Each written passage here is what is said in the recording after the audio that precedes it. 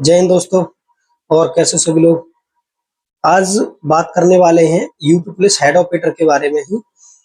सभी बोलेंगे कि बार बार वीडियो लेके आता है, लेकिन वीडियो इसलिए लानी पड़ती है क्योंकि एक तो ज्यादा टाइम नहीं है वो हमारे पास, और दूसरा क्या है कि इन्होंने जो केस कर रखा है एक बार उसके ऊपर चर्चा करते हैं थोड़ी छोटी सी, कि इसमें क्या हो सकता है और क्या नहीं हो सकता। सभी भाइयों से बातें होती हैं कि जो इससे अटैच्ड में है, केस के अटैच में है, और जितने भी भाई हैं मेरे सभी से बात होती है जो सिलेक्टेड हैं और नॉन सिलेक्टेड हैं। ठीक है, तो इसके बारे में एक छोटी सी बात मैं बताता हूँ। सबसे पहले बात करते हैं नॉर्मलाइजेशन के बारे में, कि नॉर्मलाइजेशन पे भी एक केस हुआ है कि नॉर्मलाइजेशन गलत हुआ है, कि जो इस वीक में भर्ती का हिस्सा ही नहीं है उनके साथ नॉर्मलाइजेशन हुआ है। तो सबसे पहले एक बात यह है कि जिस टाइम नॉर्मलाइजेशन हुआ था 10 गुना बच्चे लिए थे, उस टाइम बीटेक वाले का 7 रिजल्ट आया था। ठीक है, तो उसमें सबसे पहले तो ये होगा कि 10 गुने बच्चे थे तो उस टाइम बीटेक वालों के साथ नॉर्मलाइजेशन हुआ। नॉर्मलाइजेशन जो होता है वो एग्जाम में जितने बच्चे बैठते हैं उनके अनुसार नॉर्मलाइजेशन होता है। ये नहीं है कि आप नॉर्मलाइजेशन करोगे कि बीटेक वालों को बाहर कर दो उसके बाद नॉर्मलाइजेशन करो, ऐसा नहीं होता है। जो होगा वो होता है कि एक शिफ्ट में कितने बच्चे बैठे, चाहे वो बीटेक वाले हों या डिप्लोमा वाले हों, ऐसा नहीं है। डॉक्यूमेंट वेरिफिकेशन सभी में होता है। अभी असिस्टेंट ऑपरेटर वाला जो हुआ था, इसमें भी क्या हुआ था कि कुछ भाई ऐसे थे जिनके पास पीसीएम नहीं है, ठीक है, जिनके पास साइंस नहीं है, फिर भी उन्होंने फॉर्म भर दिया, तो उनके साथ भी नॉर्मलाइजेशन हुआ है ना। ये तो है नहीं कि उनके मतलब उनको हटा के तब नॉर्मलाइजेशन किया, ऐसा नहीं है। पहले नॉर्मलाइजेशन सभी के साथ हुआ है, उसके बाद में फिर डॉक्यूमेंट वेरिफिकेशन में जो आर्ट साइड से थे या जो भी उनकी स्ट्रीम नहीं थी, जो पीसीएम से नहीं थे, उनको बाहर कर दिया है। ठीक है, तो उस चीज की बिल्कुल भी टेंशन मत लो कि बीटेक के साथ नॉर्मलाइजेशन होगा कि वो होगा, वो केस में कुछ भी जान नहीं है। और भी मेरे साथी हैं और बड़े भाई हैं, मैंने सभी से पूछा है तो सभी यही बोल रहे थे भाई इसमें कुछ भी नहीं होगा। और दूसरी चीज हमें भी दिख रहा है ना इसमें होने वाला क्या है। इसमें सबसे बड़ी चीज क्या है, असिस्टेंट ऑपरेटर में भी स्ट्रीम अलग अलग थी। ठीक है, जिसकी स्ट्रीम अलग थी उसको बाहर निकाला था डॉक्यूमेंट वेरिफिकेशन में। उससे पहले तो उनके पास ऐसा कोई प्रोसेस नहीं जिसमें वो बाहर निकाल सकते हैं। एग्जाम सभी ने दिया, सिलेक्शन सभी का हुआ उसमें। उसके बाद जब डॉक्यूमेंट वेरिफिकेशन हुआ तब उसमें उनको बाहर कर दिया।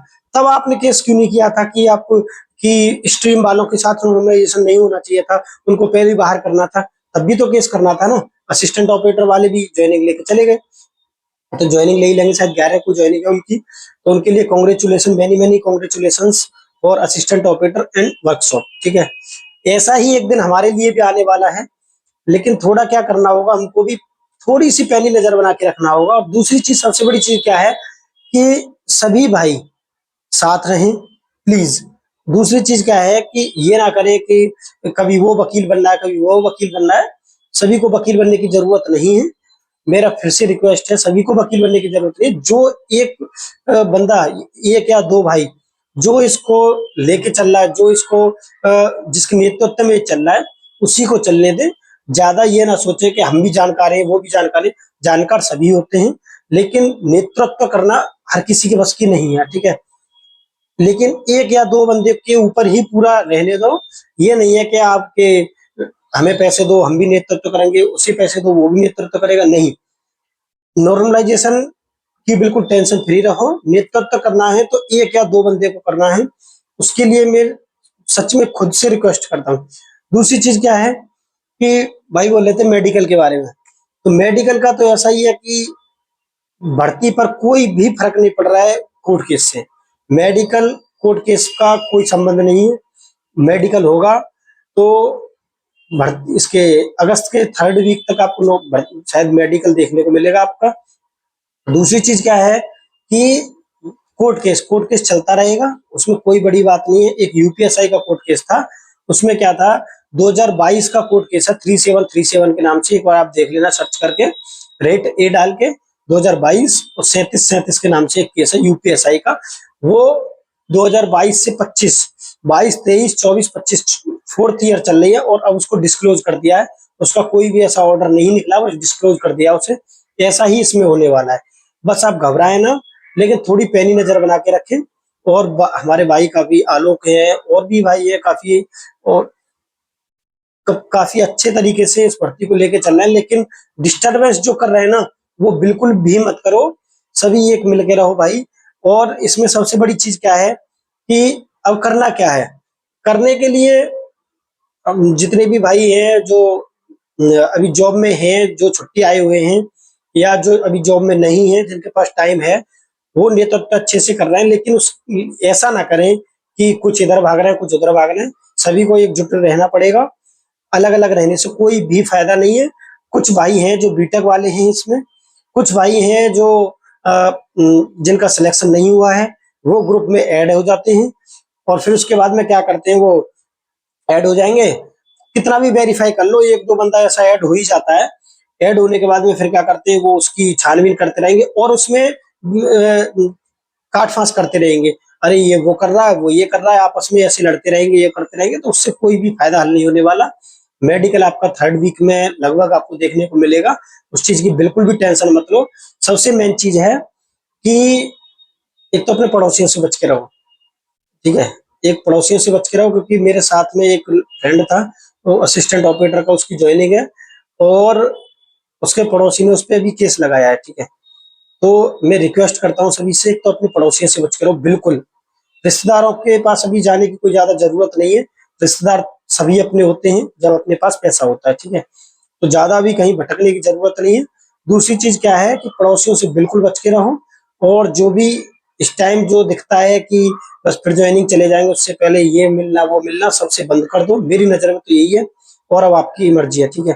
क्योंकि अभी असिस्टेंट ऑपरेटर में ज्वाइनिंग लेटर लेके आया था एक लड़का, ज्वाइनिंग लेटर लेते ही वो गया होगा किसी से मिलने, जो भी है। तो उसने क्या किया, उसने फोन करके अपना भाई और वो जो भी थे वो बुला लिए, और उसके ऊपर अब केस हो चुका है, ठीक है। केस हो चुका है, तो मुझे उम्मीद नहीं है कि उसकी ज्वाइनिंग हो जाएगी, क्योंकि ज्वाइन लेटर की पता है, उसने फोटो खींच के डाला था अपनी गर्लफ्रेंड के पास में, फोटो खींच के डाला तो उसे भरोसा हो गया पूरा कि गर्लफ्रेंड है मेरी तो। लेकिन अब उसने क्या किया, उसे पता चल गया कि ज्वाइनिंग कहाँ पे है, क्या नहीं है, क्या है। अब उसने पहले एफआईआर कर दी है, अब हो सकता है कि वो ट्रेनिंग सेंटर चले जाए, तो बहुत बड़ी प्रॉब्लम आने वाली है इसमें, ठीक है। तो आप उससे थोड़ा अलग रहना। और बाइक बाइक से बिल्कुल दूर रहो, ठीक है। बाइक का मैं बताता हूँ, बाइक का क्या हुआ कि जब मेरी ज्वाइनिंग थी एसएससी जीडी की सीआईएसएफ वाली, तभी और भी साथी थे, जैसे ज्वाइनिंग होती है तो मैं बैठा हुआ था, एक मेरा फ्रेंड था, हम दोनों बैठे हुए थे। उसका हुआ था एसएसबी में, मेरा हुआ था सीआईएसएफ में, ठीक है। तो हम दोनों जा रहे थे जो होता है ना करेक्टर सर्टिफिकेट के लिए, एसएसपी ऑफिस जा रहे थे। तो वहां पे क्या हुआ कि एक रिक्शे वाले ने हमारी बाइक के आगे लगा दी, बाइक के आगे रिक्शा लगा दिया, तो हम दोनों गिरे। लेकिन मेरे थोड़ी लगी, उसके फ्रैक्चर आया। लेकिन क्या हुआ कि उसने बताया नहीं कि मेरे फ्रैक्चर है, और उसने अपनी मम्मी का, शायद मम्मी का कोई सर्टिफिकेट बनवाया था मेडिकल का, तो उसके चक्कर में उसे 1 महीने का रिलैक्सेशन मिला था, ठीक है। वरना अगर उसका होता तो हो सकता है उसकी जॉब पे प्रॉब्लम आ जाती। तो इसीलिए सबसे रिक्वेस्ट है, एक तो सभी घर में ही रहें, सुरक्षित रहें। दूसरा क्या है, मेडिकल का इंतजार करें, और पैनी नजर बना के रखें, और सभी भाई साथ में रहें, बस। और इसमें ज्यादा कोई ऐसा कुछ नहीं है कि ये हुआ वो हुआ, मेरे काफी भाइयों से भी पूछा है, और भी जो यूपीएसआई वाले थे जिनका सिलेक्शन हो गया है, तो मेरे साथ का था एक सेवा था और एक रोहित था, मैंने उनसे भी पूछा था, वो भी बोल रहे थे कि भाई इसमें कुछ नहीं होगा, ये सब यूपीएसआई का तो बहुत बड़ा केस था, ये तो कुछ भी नहीं है।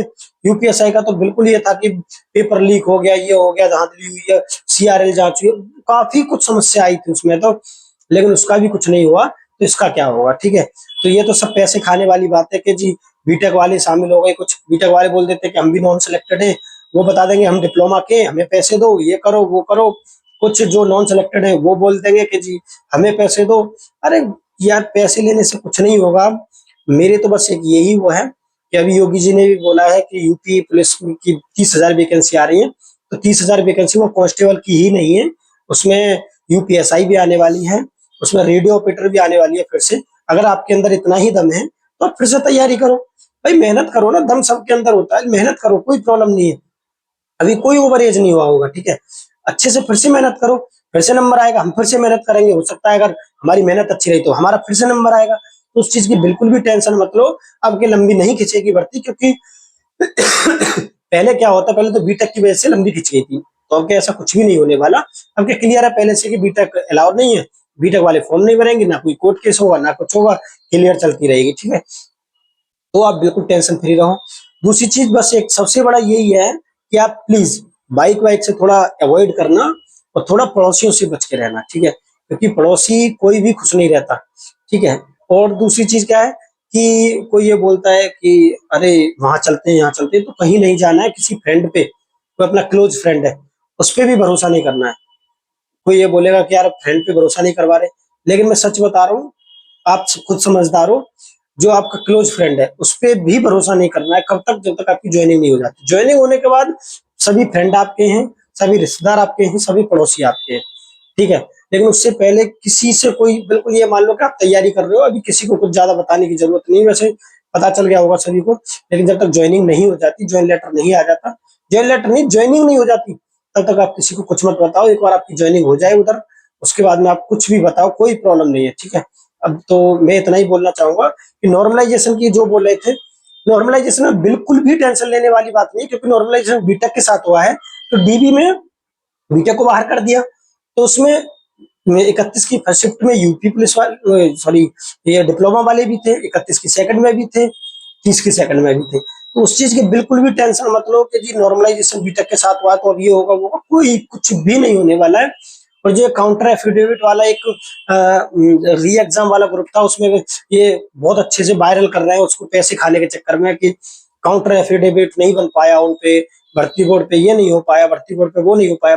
भर्ती बोर्ड पागल नहीं है, भर्ती बोर्ड इतना पागल नहीं होता, भर्ती बोर्ड धीरे धीरे खींच रहा है इसको, और एक बार ऐसा बना के देगा कि वहीं के वही मामला खत्म, कुछ नहीं होने वाला इसमें, ठीक है। तो वो इसीलिए तरीके से चल रहा है एकदम, वो देख रहा है कि कहां तक आप करोगे, उस पर क्या जोर मांग रहा है, भर्ती बोर्ड पे क्या है, उसके तो खुद के वकील है, उससे क्या प्रॉब्लम, कोई प्रॉब्लम नहीं, सरकारी वकील है उसके, तो टेंशन फ्री है, ठीक है। लेकिन वो तुमको ही प्रॉब्लम होने वाली है, तो इसीलिए सबसे बढ़िया यूपीएसआई की तैयारी करो, और रेडियो ऑपरेटर की, जिसके पास ग्रेजुएशन नहीं है वो रेडियो ऑपरेटर की तैयारी करो, और टेंशन फ्री रहो, ठीक है। ये भी वैकेंसी आपके हाथ से निकल जाए तो वो मैं नहीं चाहता, और आप खुद समझदार हो, ठीक है। तो थोड़ा अपने मम्मी पापा की तरफ सोचो, क्योंकि वो कितनी मेहनत से पैसे कमा रहे हैं, ठीक है। ज्यादा मैं नहीं कहने वाला, और इस पे कमेंट भी सब तरीके के आएंगे, मुझे पता है कि, तो उसके लिए मैं तैयार हूँ, ठीक है। I am ready for this, इसीलिए मैं वीडियो बना रहा हूँ, कोई प्रॉब्लम नहीं है, मैं सब सब देखता हूँ, सब पढ़ता हूँ मैं।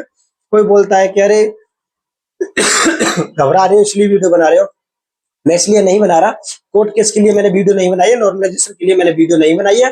नॉर्मलाइजेशन के मैं बस नॉर्मली ऐसे ही आपको रूबरू कर रहा था, ठीक है। बस जो मैंने बनाई है वो इसीलिए बनाई है कि मेडिकल के लिए आप सभी सेफ रहो, क्योंकि मैंने अभी कल परसों एक केस सुना था कि वहां से आया वो अपनी गर्लफ्रेंड से मिलने चला गया, वहां पे ये पंगा हो गया थी, ठीक है।